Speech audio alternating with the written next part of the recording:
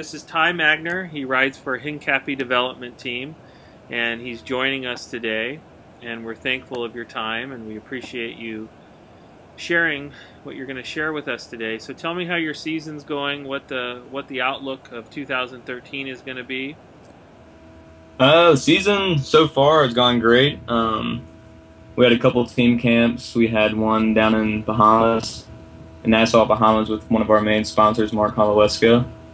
And that was a great time. And then we went to Greenville for our second team camp and participated in the Greenville Spring Training Series there. And our first race as a team, we took first, second, third, fourth, and fifth. So it was successful weekends of racing, and we're looking forward to get going. Awesome. Tell me, what's a bigger win? You are the reigning champion of the U23 race last year, and then you also, I read, won your first pro race in China. What's a bigger win for you? Career-wise or personally? Personally and career-wise. You can answer them separately. I guess the national championship was a big win. For my career though, I would say Tour of China, professional riders. Yeah, getting that first professional win, that's huge. You know, I mean, a lot of riders go many years as professionals without getting a win, so I feel lucky, you know. So that was cool. Well, I read somewhere that you in 2011 you didn't win the championship. In 2012 you felt a little relief. Yeah. Why did you feel relieved? Were you thinking in 2011 you should have won that race? Yeah. There wasn't necessarily as much pressure on me in 2011 to win it, but I feel like I had the form. I was there. I mean, Rob Bush put in an incredible ride to solo it. And it's funny, Luke Keogh actually won the field sprint, and I was second in the field sprint. So kind of flip-flopped it this year. But, yeah, it was awesome this year to finally get the crit win. It's kind of something I've always been talking about, winning at Nationals, more so than the road race. That's excellent. Where can we see your race? I mean, are you coming out to Redlands? What does your guys' schedule look like? First big race is Redlands. So we head out to Redlands, I guess that starts April 4th. Then I'm heading straight over to Europe right after Redlands with the national team, and then meet up with our Hincapie sportswear team over in Europe in May to do a little European stint with them. So, yeah, first big race as a team, Redlands. That's going to be big. That's going to be really cool. You know, you've been put in the same category, and I know you have a long ways to go, but I guess you're a very powerful sprinter. I've never personally seen you, but I've looked at a lot of the results. Who do you tailor your skills after?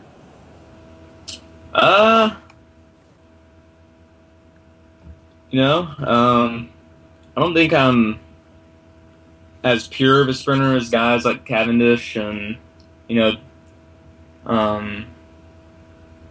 what other pure sprinters are out there? You know, Pataki. I feel like I can climb a little bit better, so maybe like a Sagan-ish kind of guy. Cool. I can get over some hills and then be there with a smaller group, but I'm trying to work towards being more of a sprinter. So I think that's kind of where my future lies, so to speak. Is that your goal? Is that your role on the national team, or is it just kind of an all-arounder?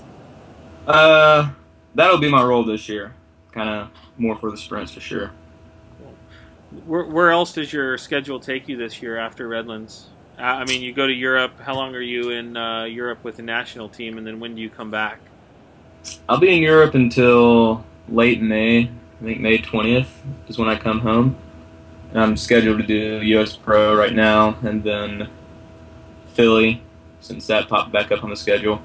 Tour de Beauce, and then I guess U23 Nationals. So that's kind of the main goal right now. Well, take me into a situation on a flat crit with five laps to go. What's the mindset? Oh, because it gets choppy down there. Yeah. The hairiest part of the race is in between laps, probably 7 and laps 3 to go. Once 2 to go rolls around, everything's kind of settled in. It's fast, and people that aren't supposed to be there, they're not there anymore. So you got to be up there. You have to be in the right mindset, to bump bars and waste a little bit of energy to be where you need to be in those last 5 laps. Are you ever afraid to do any of that? No, not afraid to. I don't like taking unnecessary risk, but yeah, I'm not afraid to do it. That's for sure. That's great.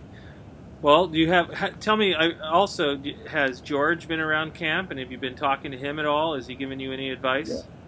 Yeah, George was down in the Bahamas with us, and he lives in Greenville, South Carolina, where our main team camp was. And yeah, he hung out every night. Real down-to-earth guy. Still loves to hammer it on the training rides with us. And yeah, it's fun. You can get all kinds of advice and talk about racing and not bike racing. It's a great guy. That's great. Well, do you have anything else to add? I just want to thank you for joining us, and we look forward to seeing you at Redlands, and it was nice to meet you. Yeah. And we hope you can come out to our Cycling Illustrated launch party where we're launching our magazine, and awesome. We'd love to have you involved in it. And yeah. Yeah, thanks for having me. Did you want to add anything else? I don't think so, man. Cool. I appreciate your time. Thanks for joining us. Cool. Yeah, thanks for having me.